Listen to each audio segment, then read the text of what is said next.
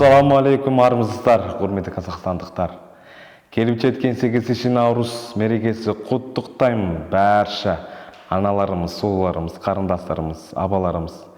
Одан бөлек Қазақстанда бірінші рет, Шымкентте әсіресе бірінші рет, сонау Африкадан келген бұл қараңғы бөлме студиясы мен Абдулла Мырза жүргізетін болам.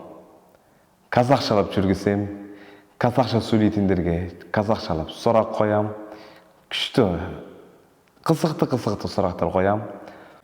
Осы қараңғы бөлме подкастына қош келдіңіздер деймін тағы да.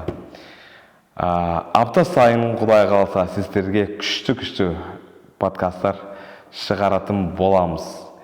Не только тек қана қазақстандықтар емес, шетелден келген азаматтар қазақшалап, орысшалап, ағылшыншалап, сосын басқа тілдерде жүргізетін болам.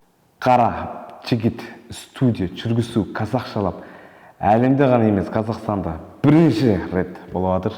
Бірінші аптаға қандай қонақтар шақырайын, сіздер комментарийға жазып кетіңіздер. Ал подписка, тіркелу, лайк басу видеоға, комментарий жасау ешқашан ұмытпаңыздар.